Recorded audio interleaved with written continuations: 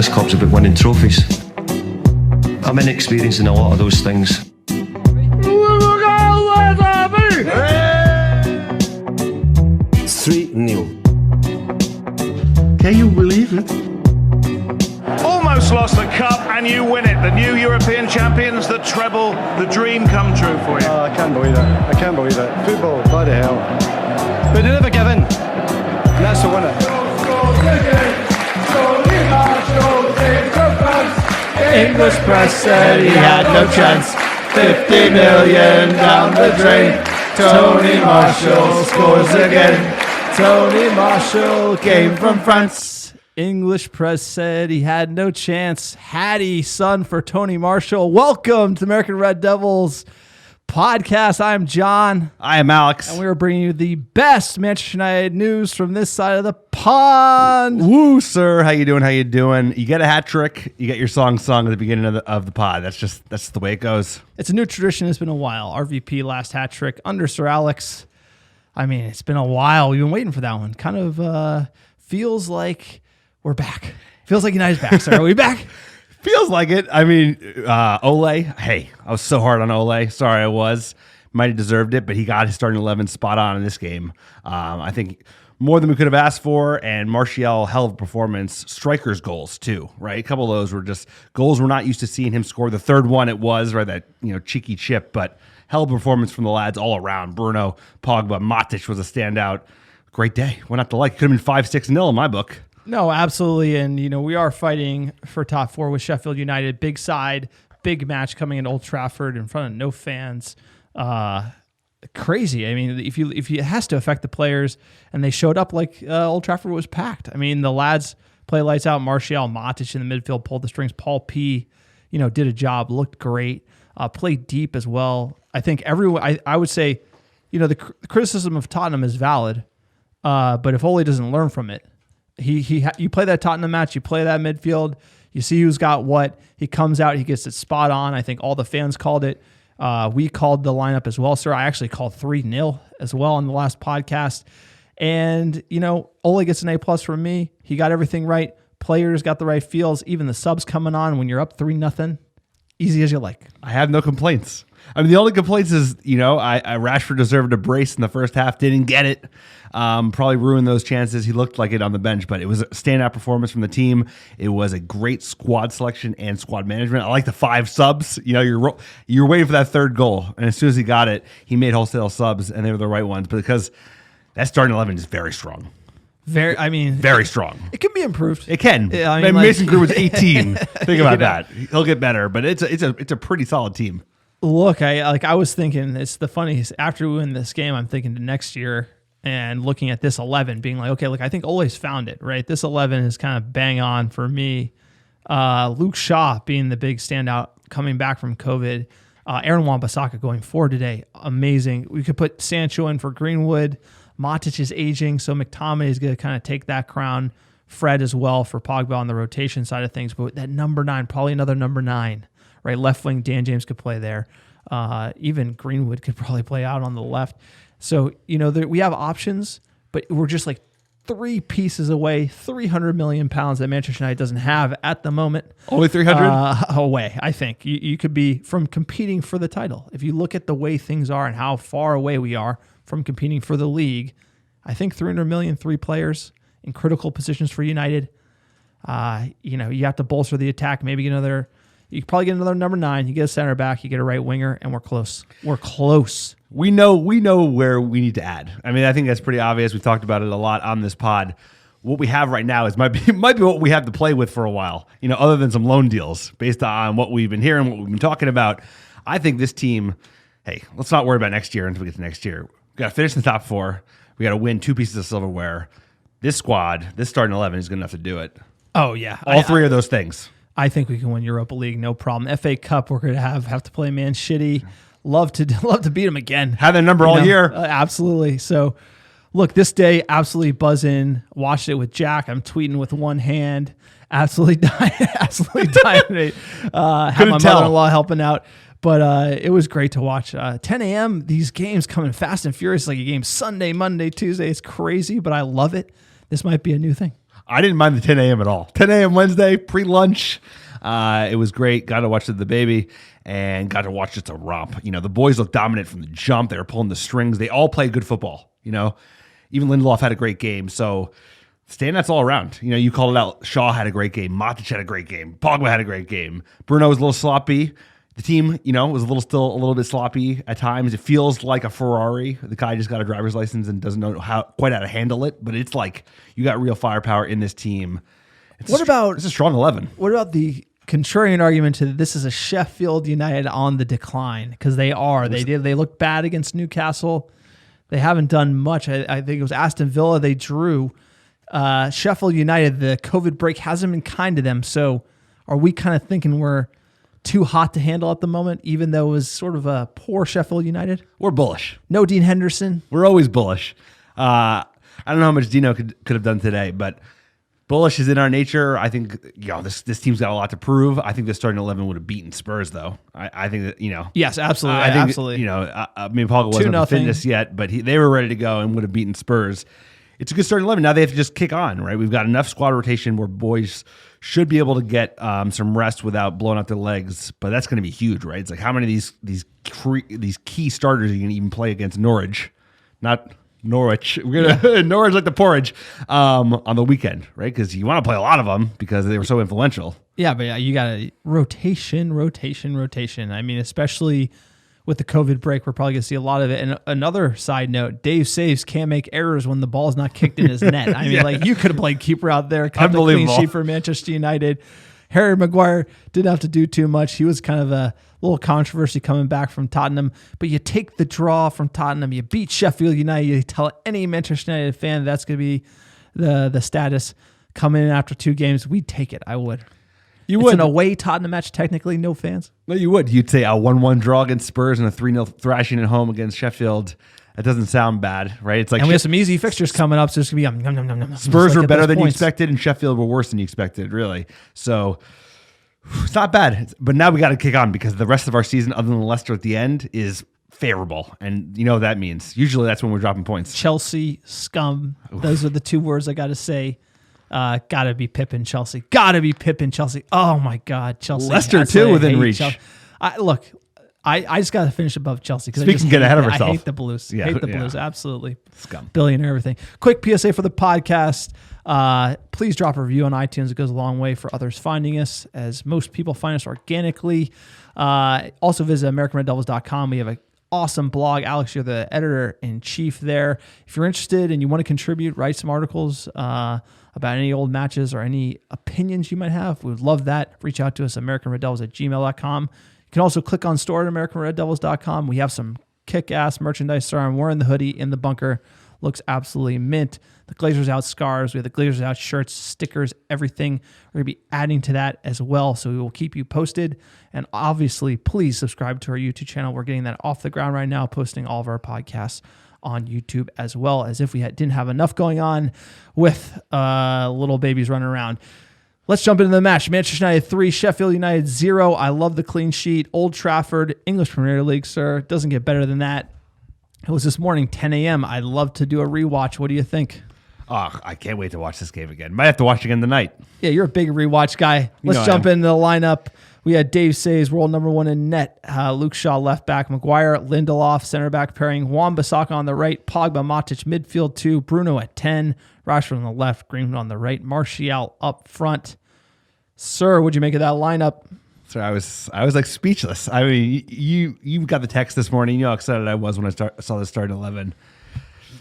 I wouldn't change a thing. I guess Bailly wasn't ready to start. He was the only change that I think I had made in my assumed starting 11 when we did the last pod. So spot on from Ole. Very happy with that starting 11. Yeah, I mean, I really have no comments. This is the best 11 we got. It's at least what I thought the best 11 would be after watching Tottenham. Ole, he thought the same. So, who would have thought he would agree with the fans on the couch there? Yeah, who knew? First half jumping in, United come out, dominate from the jump, similar from Spurs, owning the majority of the ball. Could we break them down? Could we score?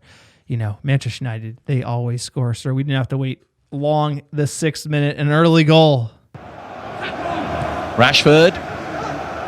Drilled back across the face of the 6-yard box to give Manchester United the lead. Goal scored by Anthony Martial, but it was Marcus Rashford that did all the hard work for him. Great goal, excellent goal, really good delivery from Marcus Rashford. Hit it ever so hard. And it's one of those crosses where if you just can get something on it and keep it on target, invariably they flash in the back of the net. That's whistled past Simon Moore in goal. Certainly, again, it's good play. It's a little bit sloppy there from Norwood. Rashford then, when he gets to the byline, just thumps it. Just thumps it. Great cross from Marcus Rashford. Martial getting into, the 6-yard box, scoring those goals, all they wanted him to. Those easy striker goals, and that's exactly the feedback he had earlier in the season. If you remember, when he was playing up front number 9, he wasn't making those runs. He wasn't getting to those positions. This is an easy goal. Tap in. I mean, those are the goals that a lot of strikers make look easy, and he has everything else in his gambit. He pulls out top-class trickery all the time. So just scoring tap-ins is what we need. That'll get him over 20 goals in the Premier League, no problem. So he had a hell of a day. A full striker's performance, good finishes. They look like tap-ins, but far more work to do. Yeah, and Rashford coming from the left to the right, getting that ball in. I mean, Rashford was all over the pitch. Unfortunately, he couldn't get his goal. 13th minute, massive chance for Marcus Rashford. An amazing 1-2 sends Martial in on goal. Tries to square for Rashford. There's an open net. Hits Rashford's foot, but just doesn't go in. Unlucky for the youngster. He needs that goal. Everything he's done over a COVID break, he's going to be Sir Marcus Rashford soon to be one of the legendary sirs of the pod. One of the legendary sirs. He's on 19 goals as well for the season, so it would get him to 20, which would be a big milestone for him. So he's aching for it. He looked pissed when he came off the bench went onto the bench with no goal today. Well, I have a theory. He did not score because I captained him in my fantasy side. That's exactly why. I jinxed him. Absolutely jinxed him. I gave away that Pogba jinx jersey, and now Paul Pogba's playing lights out for Manchester United. So jinxes are real. At least it relates to the pod. He's in fuego. I'm not gonna get that steak. I'm not getting that steak dinner anytime soon. I don't think Harris is open. So I could cook you a steak, but I think we're gonna do it right. I think when everything opens up again. 21st minute, Maguire scores from a corner, but disallowed for a push on Jagielka. Frosted tips Jagielka, one of the worst Jagielkas I've ever seen. Yeah, he doesn't look great. But again, I was hoping that they would count this. Maguire needs that kind of boost after he got absolutely done last week. 36th minute, Bruno injury scare. He goes down with the angle, but he was just trolling us. Everything's fine there. 43rd minute, another amazing chance for Rashford. A 1-2 pass from Paul Pogba. Dinks it over the back four. Rashford cannot connect. Absolutely whiffs. I mean, this is like a wiffle ball whiff. This one, Marcus Rashford, not his day. He'll get it. He'll get it soon. He will, because the chances are happening. They're falling to him. I think it was because it was a knuckleball. It was such a ridiculous pass from Paul Pogba that it was just spinning. If you get, I know, he just scored. He just scored. He just scored. He'll score next time. I expect you to whiff that, Marcus Rashford. If you hit into the bleachers, fair play, but missing, that's a whole nother story. So 44th minute. Wan-Bissaka taking on Stevens, and Martial's there to sweep it in for 2. Frenchman on the double in the first half. Manchester United blunting the blades. It's been very routine as they go into a 2-0 lead before the break. Lovely finish again from Martial. Swept him beautifully, accurately. After another fast delivery from Aaron Wan-Bissaka. I think we all thought that Bruno Fernandes was going to let fly from distance. In the end, it comes out to the right back. He just chops past Ender Stevens. And again, Martial, he's just got that yard and a half. Look, Martial, right place, right time. Again, easy goal, 6-yard box. Shout out to Wan-Bissaka for an amazing cross. He was trying to do too much last week against Spurs. Did everything right today. Did everything right going forward today. Wan-Bissaka absolutely lights out. Martial just doing it. Finishing, sir. That's how he does it. Terrific from AWB, looking more and more potent on the front foot. Like you said, it was challenging at times for him down in London, but today he did everything right. Good finish as well from Martial. Still has a lot left to do, but those are the goals that we need, right? He didn't even smash it. It was just like he passed it. I know, beautiful. Pass it into the net, sir. Tap, tap, tap it in. Halftime, what do you think Ole's saying to the boys? He's saying, sooner you get that third goal, the sooner you all get to get subbed off. So he's get that third goal. Hey, that's a reason to score, jumping in second half. We came out great. So it's like, look, we know that we said Ole, Mr. Nice Guy. They love it. United have tons of the ball. Turning the screws, I thought we were really searching for it. Paul Pogba, kind of the general at the top of the box there, kind of passing the ball back and forth. I saw him drop deep into a even line with the center backs too. He was working the entire pitch. Matic as well. The composure from Matic working with the center backs in a few different tight situations, open things up. I mean, those two, Pogba, Matic midfield. I mean, who would have thought that those would be the two? But I mean, like Rick the Red says, my man Matic, best player of Manchester United, right? Rick the Red knows, bro. Matic unlocks it all. I mean, everyone was saying he's got to be at the bottom, the anchor. But he just looks so good surging forward into space. So silky. The way he's great so passing. Tall, and then he looks like he's going one way, and his feet flutter the other. He fakes everybody out. He's able to find the right pass, cool under pressure. I mean, when Matic is on, he is completely on it, and we've seen him not. But for some reason, he has made a resurgence. Ole was going to get rid of him, and now he looks like undroppable at the minute.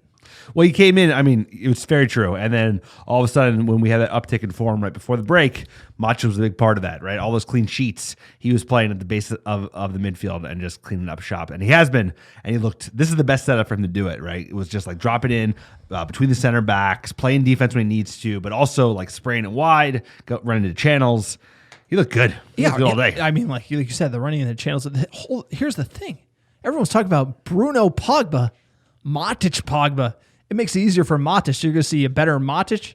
You're going to see a better Pogba when Matic steps up. Then they're going to mark Matic. Pogba's getting more space.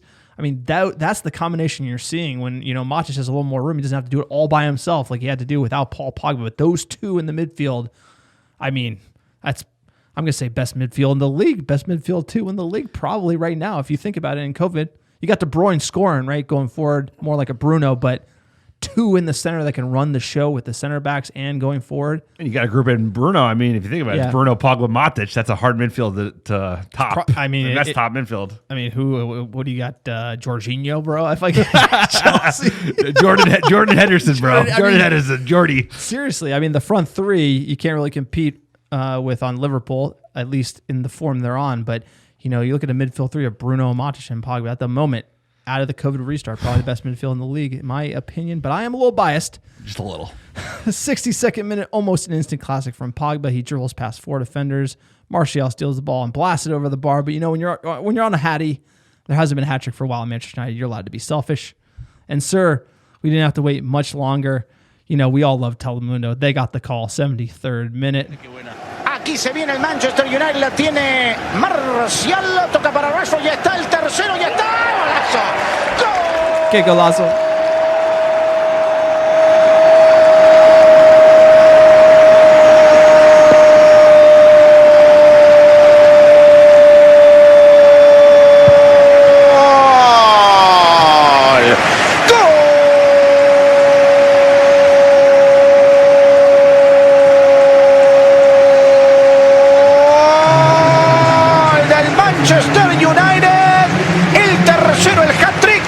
El número 9, jugador del partido, Anthony Martial, 3-0. Pero mire, déjame decirle algo.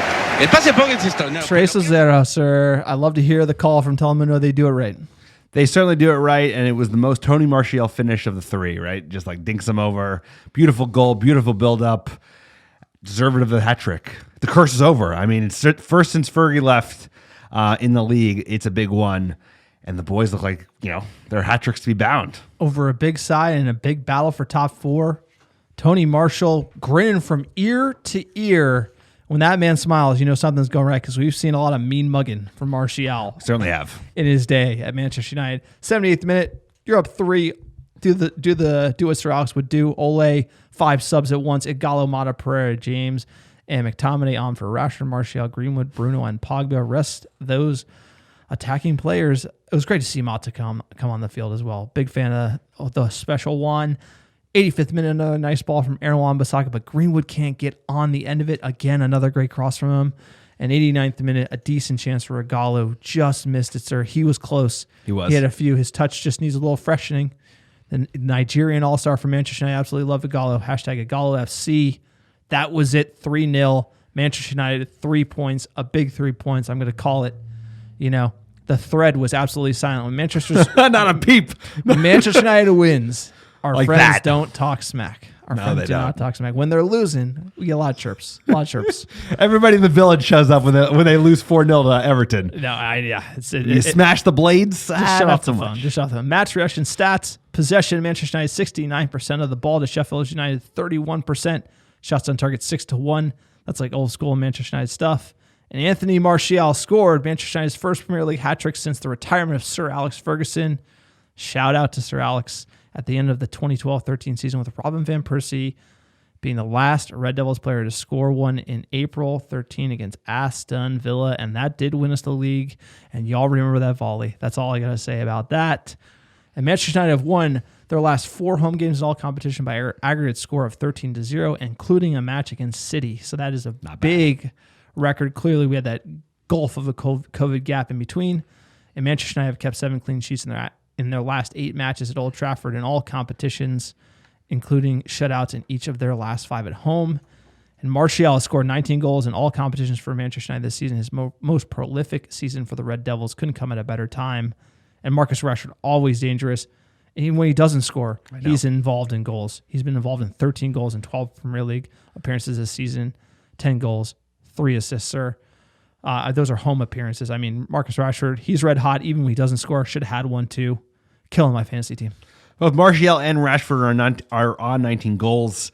They're both going to hopefully be above 20 and can arguably kick on for 20 in the league as well. It's going to be tight, but both of them are having terrific seasons and are going to keep getting better and better. They're relatively young strikers, so it's exciting stuff. Yeah, so in the league, Salty Vardy is leading the Golden Boot challenge right now. I did not know that. 19, Aubameyang 17, tied with Salah. You got Aguero and Danny Ings at 16. Danny. Raul Jimenez 15, tied with Mane. And then you get Marcus Rashford, Anthony Martial, both tied with 14 league goals. So, I mean, Harry Kane's on 12. He was injured. I mean, you got Pookie down there at 11. So, look, they're not out of sight. Anthony Martial, another hat trick. He's right in the mix for the Golden Boot. Seriously. Jamie Vardy, I had no idea he was number 1. Need to pick him up my fantasy team. Maybe that's why I'm struggling, sir. That's part of it. Red Bull Vodka Vardy. That could be it. But what do we know? Let's check in with the manager, Ole, Mr. Nice Guy. Yeah, very happy for Anthony, of course, when you get your hat trick. It's just unfortunate that they couldn't celebrate with our fans. And I thought our performance deserved a win, definitely. The sound's not the greatest. I can't really...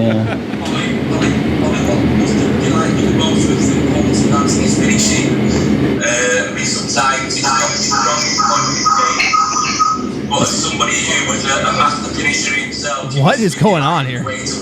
Seems to be a technical difficulty in the interview. We know the third goal is probably the one many would look at and say, what a great goal. But for me, the first and the second, that he's in the box, ready to score after some play down the flanks. Okay, well, clearly whoever's running Manchester United's IT department needs to be fired. Take the day off.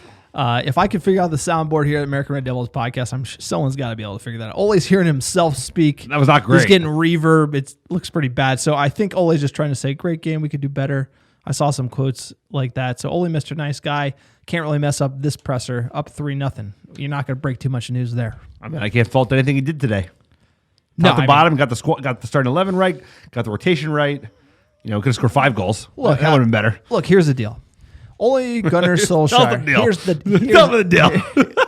Here's the deal. I don't like how you're laughing at me when I'm going to tell you the deal. I want to know the deal. I almost lost my train of thought. Ole Gunnar, you're trolling me. You're trolling me live on the pod. We do this. We don't re-record it. This is how we do.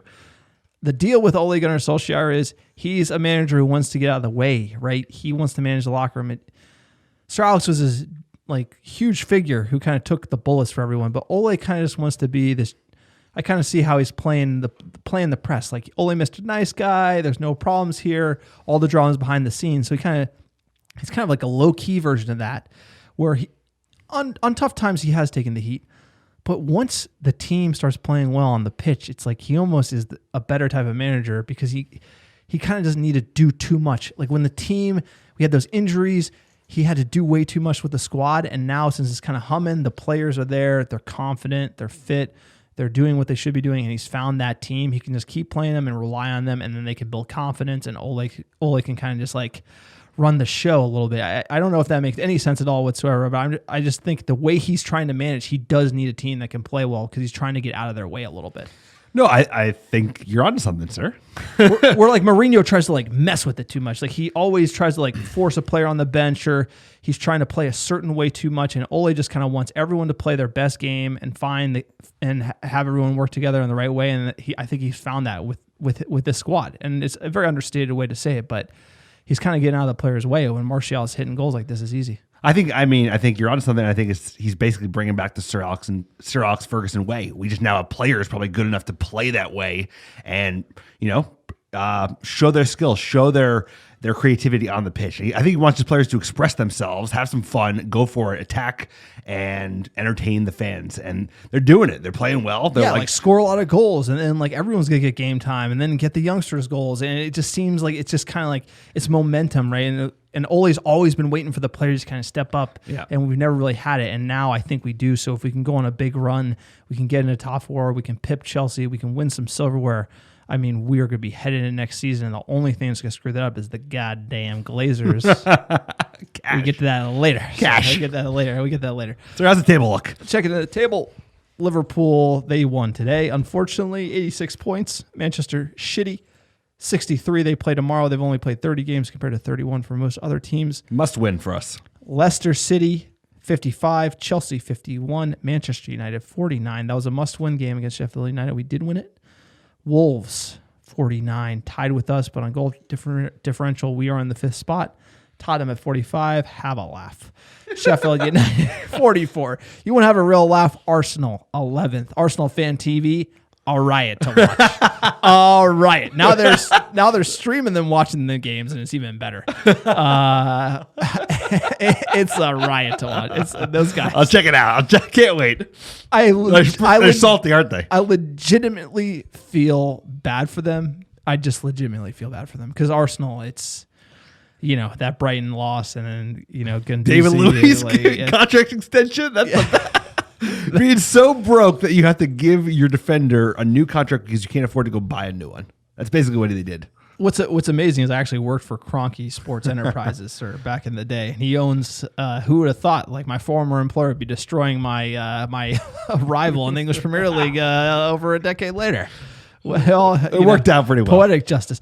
So rival watch, what does that table mean for us? Chelsea versus Manchester City. This is a big game. This is the one I'm going to be watching. I'm watching pretty much all Chelsea's games. And they were close. They were close to losing Aston Villa. They did not play well. Goddamn Giroud, bro. They're playing Giroud. I absolutely hate him.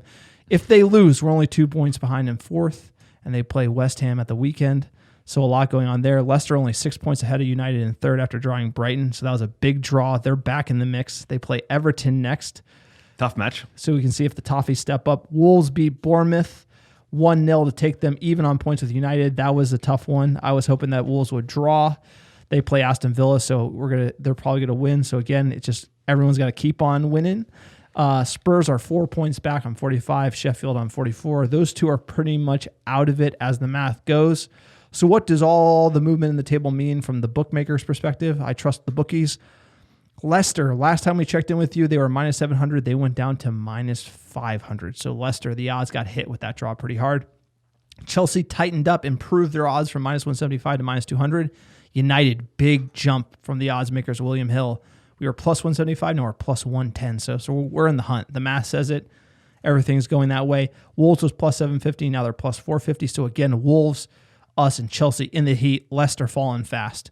That's a big, basically the bookmakers lost confidence in Leicester. If you look at on a percentage basis, Tottenham, nothing's changed there, plus 1,400. And Sheffield United went from plus 1,400 to plus 3,300 based on that loss to us. So a lot of movement in the odds makers. They have us almost, you're going to win your money, even money here. Manchester United to make top 4. We're in the race. I think they think Chelsea and us are going to make it, right? I already took that bet. I took it at 175. I guess so. I mean, I think that's it. Wolves could be an interesting pick if Leicester really do fall off and becomes the three of us in the hunt. It's going to be interesting, and it's all about us. Last year, I think we were so worried about everybody else. This year, if we just play our football, we got to win these games and get every point imaginable. And that's the key. If we win these games, no one can stop us. Well, it's a confidence thing. When I watch Chelsea play Aston Villa, and I'm watching Chelsea, so they are not that good. No. They have not figured it out. Lampard does not know his best 11. He doesn't start Pulisic. He doesn't know where everyone should be playing. Giroud, Abraham, Mason Mount. There's all this stuff going on at Chelsea. They don't have it figured out quite yet. When I watch Spurs with Paul Pogba on the pitch, and I watch Sheffield United, Manchester United have it figured out, and we look like we're humming already, especially after that 3-0. And so, I think the bookies, big jump in the odds there. They see Manchester United are going to be in the hunt. I think Chelsea is going to be, both Chelsea and Leicester, it's going to be a stumble into the finish. I think we're going to go strong, sir, especially if we win the next 4 straight. Clearly, we're talking FA Cup next, but in the league, we could do some serious damage. And Chelsea, I'm going to love that text thread when Chelsea's sliding. We got to just keep winning. I think that's the key, is momentum builds on each other, right? We win FA Cup. Norwich doesn't sound like a big game, but it's a big game. And I think you're going to see a big starting 11 because Ole knows that the momentum builds the momentum, and we got to just keep winning. That's why we have a next match. Not quite the league. It's the FA Cup. We're playing Norwich City, I think I said it right, versus Manchester United. FA Cup quarterfinals, Carrow Road, the good old home of the Canaries. That's Saturday, June 27th. We've won 39 against the Canaries. We've drawn 15. We lost 17. The first match we've ever played was a 3-0 thumping in the FA Cup back in 1906. I'm sure we all remember that one. We beat them 4-0. We played them at home in January. That was an important game because Ole, he had a lot of pressure on his job. If you can remember, it's amazing. It's the same year. And like I said, they're known as the Canaries, based in Norwich, Norfolk, United Kingdom. They were founded in 1902, and since 1935, Norwich have played their home games at Carrow Road and have a long-standing and fierce rivalry with East Anglia rivals Ipswich Town. And you're familiar with them if you ever played FIFA, the lower division, sir, like we have, with whom they contest the East Anglia Derby. Say that 100 times fast. They've won.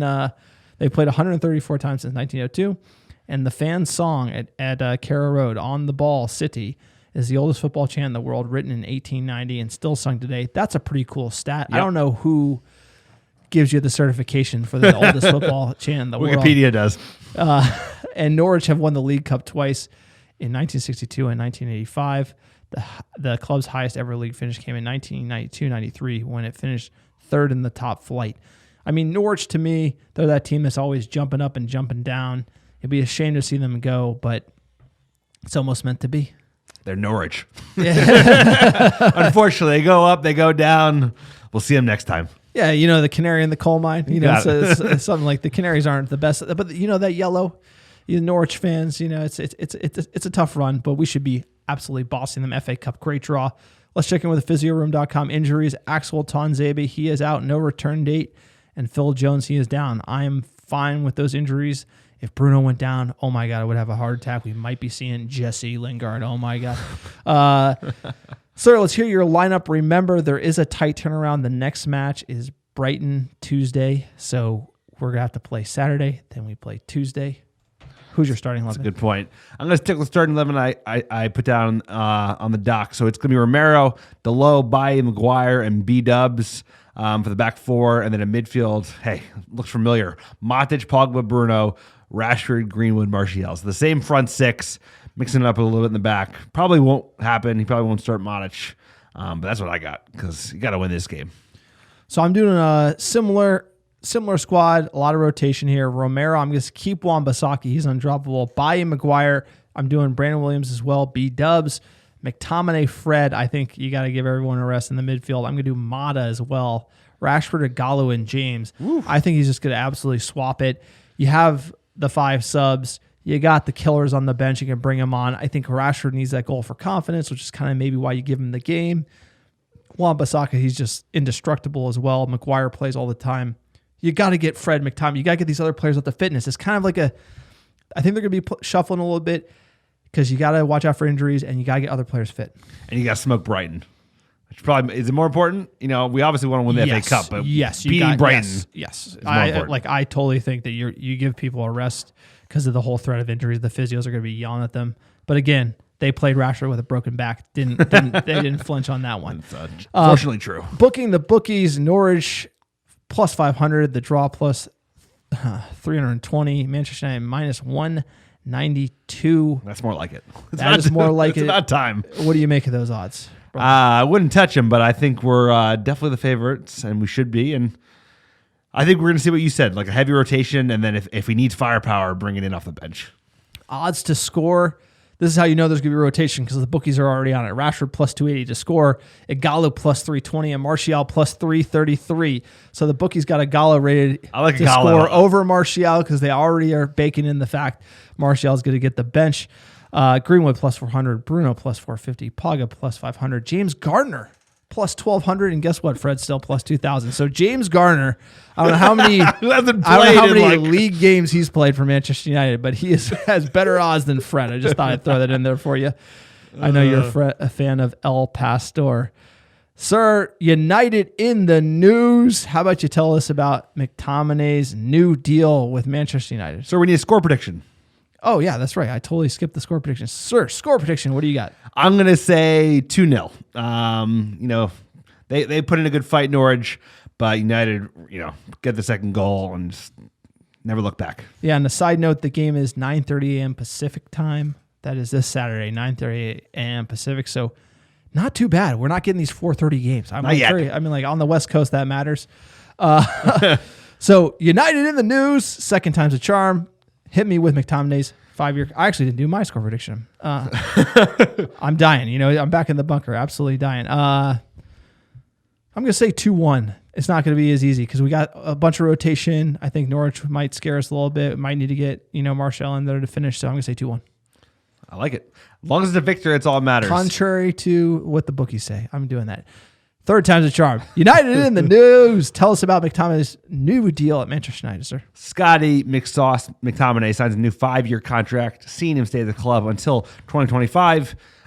Rumored to double his wages from £30,000 a week to around £50,000 a week. What a bargain. But talk about a player that deserves it. No hubble-lub, not a lot of noise leaking out. It's just done and dusted. McTominay signs. On to the next one. Love it. I mean, the wages are rumored, right? Maybe 50, 60,000 pounds. But again, you're seeing United doing these deals, right? They're locking in players long term. They're looking to youth, which is exactly what we want. But I think this is a sign that we're hearing a new Fred deal is on the table as well. This is kind of a sign we're not going to be making those signings, no. Right? We're not going to be doing that sort of churn and burn of old. So let's hope that these deals kind of help the club because long-term, we're not going to be looking at big transfer kitties. Last June, it was all about how much we're going to pay for certain players, how much we're going to pay for AWB or for Maguire. Now it's all renewals, loan deals, dude. Yeah. Well, the times are changing in Manchester United. They lose that match day revenue. They don't have much coming in right now. I mean, that's a big hit. You see those. They did a good job at the stadium. Looks good. I'm going to say whoever's in charge of that, probably not Ed Woodward, but they did a good job. I mean, it looked better than most other stadiums, like the Liverpool Stadium. What a riot. They had the fans come decorate. It looked like a yard sale in the stands there. It's like, come on, man. And NBC, LFC, come on. Those guys just You couldn't watch that game. You can't watch that Liverpool game, did you? No. Arlo. I got things to do. I can't be watching Liverpool. Can't be watching. But here's the Man City Chelsea game is important because City beat Chelsea. They're still in it. Liverpool don't win the league. So I love it. It's a double win for Manchester United fans. Rooting for City, beating Chelsea. You get the top 4 benefit. Liverpool don't win the league. So come on, City, just for one day. You can cheer on KDB. All right, next article. The pride of Manchester, Marcus Rashford calls on UK lawmakers to find humanity and combat child hunger. Don't know many UK law members that should be against this one. Wish we had Marcus Rashford here in the United States because the issue is just as bad here in the United States and something that should be talked about more. I think we really don't address that in our society like Marcus Rashford is doing. He's become a major advocate for food security for at-risk youth. This is especially considering they aren't getting their meals in school as well. And Marcus Rashford was someone who needed to get his meals in school. He's raised over 25 million donations alongside food charity Fair Share since March, reaching 1.2 million children. Unbelievable from Marcus. He's not resting on his laurels. Rashford has now gone as far to write members of UK Parliament to do more to stop child hunger. In the letter, the England International highlighted 200,000 children had to skip meals during coronavirus lockdown because their families couldn't access sufficient food, according to the Charity Food Foundation. I mean, that hits you right in the heart, right? It does, and it highlights a point that unfortunately is an issue in the United States as well. Food bank lines, everyone's seen the videos, it's sad stuff. So Rashford is a true ambassador for this club. He's a wonderful player as well on the pitch, but he's making us all proud by what he's been doing off the field during the hiatus in football, and hopefully it has effect. I think Boris got on board with this, as soon as he got involved. So he's making an impact. As soon as he realized that he made him look bad, yes, he got involved. On, yeah, all the politicians got on board. Once they realized Rashford was making him look bad. Yeah, I mean, this is great. He's gonna be Sir Marcus Rashford, another famous Sir on the podcast. Sir, there's plenty. Just need the treble first. Let's get on the treble, and it'll all work together. Have you won the treble like Gary Neville, sir? Next bit of news: Manchester United star Fred set to sign a new deal and get a pay raise to $130,000 a week contract as Ole Gunnar Solskjaer looks to reward midfielder's incredible turnaround in form. Incredible, sir, or just doing his job? I don't know. Star, and he's already on $130,000 a week. They're gonna give him a raise. I mean, am I missing something here? I mean, he deserves a new contract. I wouldn't give him a raise, but he's certainly we don't want to lose him for free in a year or two. So we should retain Fred. He has come a long way. He's proved himself in the Premier League, but I wouldn't say he deserves a raise on $130K a week. I mean, McTominay's making 50. No, as a fan of Fred, do you think he should get a raise or no? No, I just said it. I don't think he should get a raise. We should give him a contract extension. Because $130,000 seems to me like that's like starter money. At least it should be like game in, game out starter. He was starting because a lot of injuries. So to me, maybe like a 95 is kind of where I'd put Fred. And if he played really, really well, score some goals, stuff like that. He's got the potential. I mean, he's a great player. I think he's a great player. We can't be getting rid of him right now, especially if you look at our midfield. I just think the money's a little much for him. The money's a little much. No, that sounds rich. So if it was over that, I would say I wouldn't do that. We should extend his contract, pay him that, because we're not going to be signing a lot of players this year. So it's important to keep the ones we have. But a big raise, again, wages are cheap for United because it can be paid over time versus upfront transfer fees. So if you look at what it would cost to buy another Fred, that's something we can't afford. But giving Fred another $20,000 a week, that's easy money for the Glazers right now, and that's probably what they're thinking about, shoring up their squad during this tough time, this tough cash crunch they're facing. Next bit of news, a little bit of muppetry here. Quote, I'm a fan of his ability, but I want him to work harder. Graham Souness defends himself over Paul Pogba criticism and says he gets hammered for discussing Manchester United star per the Daily Mail. Graham Souness, we've all seen the memes. He's always slating Paul P. What do you make of this? He says he's a fan of his ability, just needs to work harder. Can't help himself. Graham, you should just leave Pogba alone, bro. Just stop talking about it. You built a reputation. Hey, we've criticized Paul Pogba. This is a Manchester United pod. We've not always said the nicest things, but at the end of the day, he's our player. We know what he's capable of, and we appreciate when he goes on the pitch and shows us what he's capable of. Saying I'm a fan of his work, but I want him to work harder. I don't know. That sounds a little tone deaf, personally. Look, this pod, we've said a lot of things about Paul Pogba, and I'm gonna bury it right now that, Paul Pogba can do whatever he wants off the pitch as long as he plays like that. Yep. And I've always said, as a footballer, the more you do on the pitch, the more you can do off of it. It's just one of those things. Like Jesse Lingard, he could have 5 fashion lines. If he's banging them in and playing number 10 for Manchester United, nobody bats an eye. The minute that you're playing as bad as Jesse Smollett over there, you're like, you're going to get all the criticism in the world. And with the money comes the criticism. So Paul Pogba's getting paid truckloads of money. But at the same time, the reason why people criticize Paul Pogba, I think, is one, he's a polarizing figure, right? And Graham says just jelly. He's jelly. He's peanut butter and jelly. And all the fans who criticize him, like you and me, were just a little jelly because you're jelly because you want a player like that to be happy on your team, and he's not. And you're just like, yes, this team, and you don't want to admit the team sucks as well. And maybe if you're a Paul Pogba, you might be pouty about it, right? So, because I don't know what it's like to be Paul Pogba. I could never imagine it. But I'm sure when he's looking around and the team's getting murdered and it's not up to his par, to him, he's probably like, this issue isn't me. I'm great. These players got to step up their game, right? Because he goes and plays in France and he's like, this is what it should be like, or something like, World Cup winning side, come back to United, and it's just like, what do you mean? A little bit. So to sympathize with Paul Pogba a little bit, who knows how deep the injury shenanigans go, but I think we need to focus less on Paul P off the pitch and more on his football, because what he does on it, if we want to win the league, we want to compete for Champions League, he has to be on our side. And under that assumption, I don't care what he does off of it, because we don't have any leverage against him, right? Because every club would want him, and we need him desperately, and he's our best player. He's by far our best player, so who am I to criticize our best player?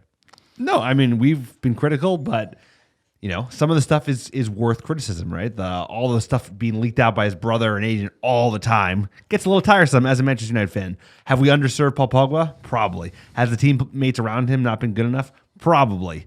But now they're pretty good, and now he's performing well, and I think we're all going to acknowledge how well he's performed. All I want him to do is just like, either you stay with United, that's great.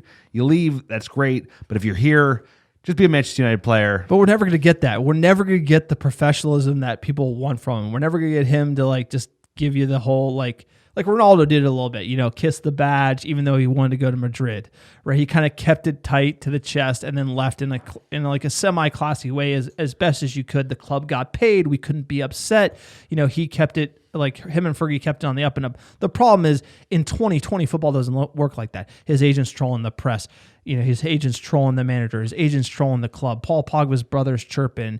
It's social media is kind of crazy. He's what everything he's doing. So the controversy is almost just generally manufactured because of the times we're in, and it's almost impossible to be Paul Pogba and not piss people off. But if you look at how he's playing, how he has come back, and there hasn't been any drama.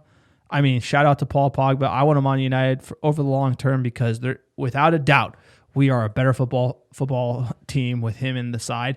You take out him, you put in Fred. It's not clicking like it is with Paul P. Someone like Fred can do a job. It's just like we're a different team with him out on the field, and it could be more evident. We haven't seen him really this entire year, but watching that team with him in it, it's just like it's unbelievable. No, he's a game changer. He's a world-class player, and world-class players are rare. And United hasn't had multiple world-class players in a long time, let alone one world-class player. We had De Gea, arguably, who was like our best player for a lot of years. We have De Gea. I know, sir. but we had an elite De Gea, who was like by far the best goalkeeper in the world 2 years ago. That's changed, unfortunately, because of his poor form recently. But Paul Pogba is, you're right, standout performer, just an unbelievable player, comes on the pitch, changes everything. Looks like the best player in the league. Just goes on the pitch, starts shouldering everybody off. Yeah, no one has a bad thing to say about him either, right? He's killing it. You're talking on the pitch. That's how it should be. And that's fine. If it's all going to be about performance and no talking, I'm going to root for Paul Pogba. I want him to stay at United, even if we have to deal with a little bit of blowback. But if we're winning and he's being a part of it, let's do it. Build a team around him. It all goes back to the fact I had the cursed Paul Pogba jersey. Now it's I gone. said on the podcast, I said, hey, I got a cursed Paul P jersey. I bought it. He's been done terribly since. If I give it away, he might improve. I gave it away. Literally, someone tweeted me, can I have it? Gave that jersey away. It's gone. And now Paul Pogba is playing lights out for Manchester United. The jinx is real. I love the cursed jersey jinx is real on the pod. Next bit of news. Wolves set £90 million asking price for in-demand star Raul Jimenez. He scored 23 goals in all competitions throughout the campaign, as Nuno Espirito Santo's side is looking to secure qualification for European football. Apparently, there's a lot of teams looking at him. Juventus is interested. Maybe do a player swap. United are interested. This is just clickbait, right? We don't have $90 million. No. And no one's paying $90 million for, I think he's like 29, 30 at this point, Jimenez. It's pretty good. No one's paying that. That's like a deal that like back in the day, it'd be like 20 million pounds. 25, like a 29-year-old striker from Wolves that... I mean, Mexican international. He's 29 years old. He's a good player. 6'3". He's a good player, I but mean, no one's paying 90 million pounds for him. So Wolves are having a laugh. He's won an ESPY. I mean, he's won an ESPY. Take your word for it. You know, he's a good player, but we're not signing him. Yeah, okay. Probably not. No, we don't have the money. We absolutely don't have the money. So this is just clickbait. Unless his contract is about to end and we can get him on the free or like, I don't know. Well, it's funny. You know, I went through the finances, did the article, and you can see all the articles initially coming in the summer. They're just like Manchester United, buy, spend big, and then all of a sudden they've kind of turned into cheap Sancho. Gonna get Willian on a free. Like, you know, they're a public company. You can read the filings. They don't have money. They can get it, but you have to ask, are the Glazers really going to be like, oh, we need to win the league, we need to go raise some more money? Probably not. That doesn't make them money. Sir, fan questions. Thank you so much for the tweets and all the banter during the match on Twitter. It was great to be back. I mean, during the crazy times we've been in, having football back, I couldn't have imagined that it would just bring me so much happiness and just the feeling that everything's normal again. Not having it was like very, very, very sad. It was very sad. It also helps when United just look like lights out. The best football they've played in years. Probably the best football they played under Ole. Missed the fans. Would have loved to see the fans there to celebrate Martial's hat trick. But even with the fan noise and just like thumping them, it felt like United are back. Oh, absolutely. Jumping into the fan questions here at Bullet237 on Twitter. Quote, wish Igalo would have scored, really would have topped off the perfect game. I feel the same way. Everyone wanted Igalo FC to net. He had a few touches, kind of let him down, but I love Odi and Igalo. Big fan. Big fan as well, but he was just saving his hat trick for Norwich. Next tweet at you, Bosun on Twitter, quote, Matic bossed the midfield, Tony clinical, lots of great passing moves between Paul and Bruno, defense rock solid, best 11 playing together, first hat trick in 7 years, many great stories today. Only negative was Rashi missing 2 sitters. I'll say 1.5, but hey, agree to disagree. He could have had a brace in the first half. You could almost had 2 hat tricks, one for Rashford, one for Martial, but you can't really complain after a performance like that today. Not at all. At Man United ATL, another great fan group there. Quote, what is our top 3 positions needed? Obviously, number 1 is right wing, but the other 2, what are the other 2?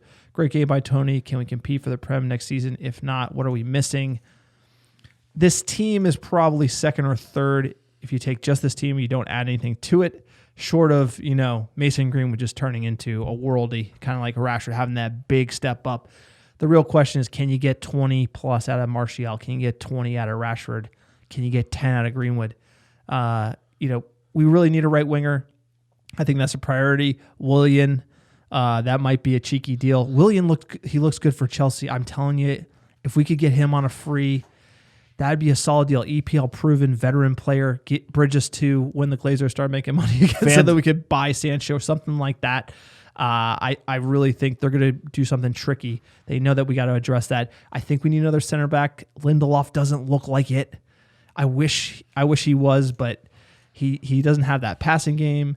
He doesn't have that pace. His decision making, sometimes he goes on good streaks and then all of a sudden it rears his ugly head. But again, I just don't think he's a Manchester United center back. Harry Maguire, I think he is. I just think he needs a partner. He needs a partner fitting for, just like Ferdinand needed Vidic.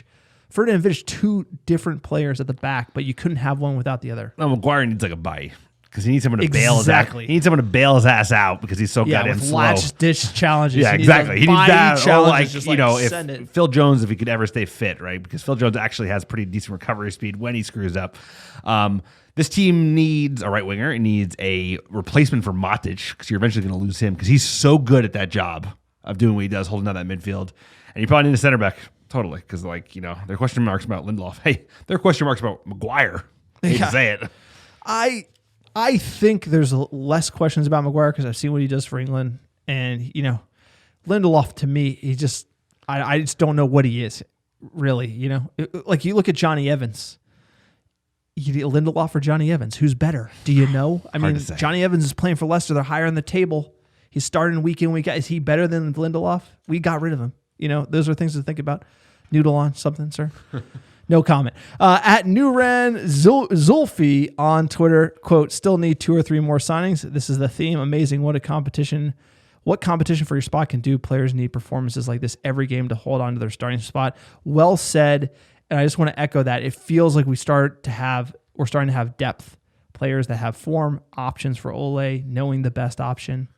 I think this is great. That's great for Manchester United. It's Manchester United of old. No, when have we been in a position where we've had competition in every spot? I mean, even coming in today, when McTominay came on, he looked pretty sharp. Daniel James did some good things, as did Igalo. It's like you're going to have options to trade in and out.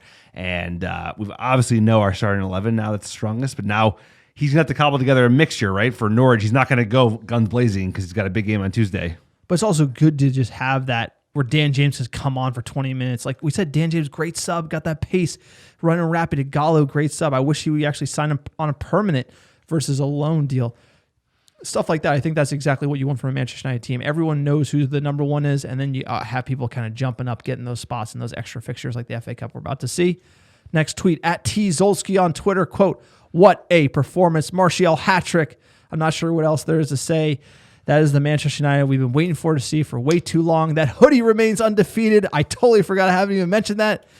Thanks at T. Zolski. 1 down, 7 to go. Glory, glory, Manchester United. Absolutely money tweet. Let's not lose another game. How about that? That would be, that should be the high water mark. If you look at our schedule, we should be able to go without losing another game. No, I mean, we should. We should. We should. We could. We would. We need to. We need to go, and we just smash Norwich on the weekend. No, absolutely. At Jamie Clayton on Twitter, quote, boys, absolutely loving the pod. I love the financial look into the club. 99.9% of us are too lazy to do a deep dive like you guys do.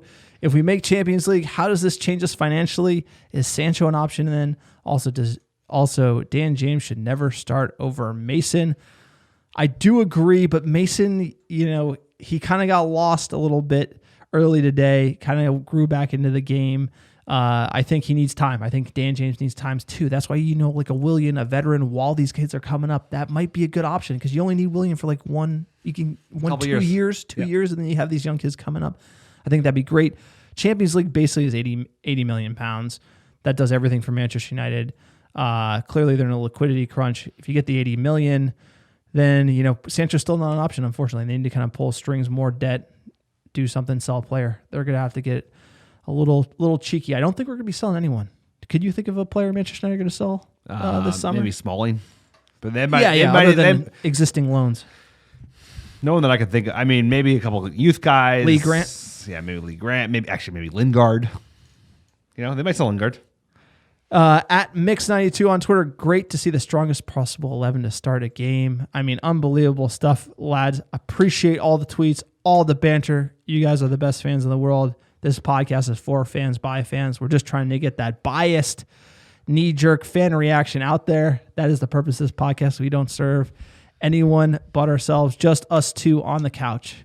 It's been a real pod.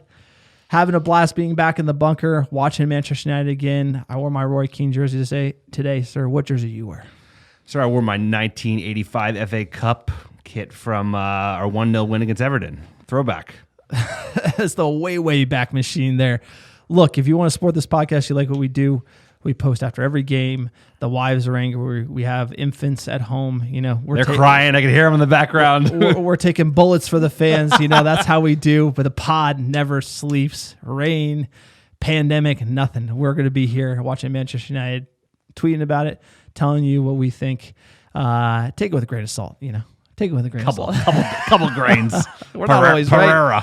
We're not always right, but we got a lot to say. But again, if you like it, we do everything. We do the social media. There's no one helping us. We don't got anyone working for us. We really care about Manchester United that much, and we love the fans. You guys, the best fans in the world, Manchester United. I mean, we basically wouldn't be doing this pod if no one tuned in, but we found a solid community, and you guys are the best. So keep the banter coming in hot.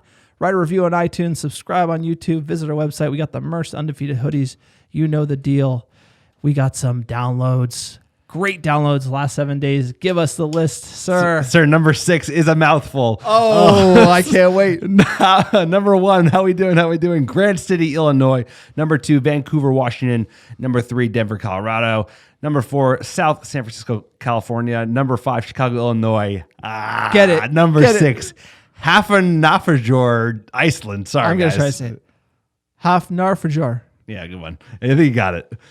Houston, Texas, Atlanta, Georgia, Hot Atlanta, Baltimore, aka Brick City, and last but not least, Brockton, Massachusetts. Thank you so much, everybody, for all the We downloads. got Dublin. Thank you for Norway supporting on it. the list as well. Shout out a bunch of different places. We appreciate all our listeners, all our fans all around the world, and all the American Red Devil fans who are excited to see United up and roaring again. That starting 11 is hot to trot, and the boys are 13 games unbeaten. You know what that means.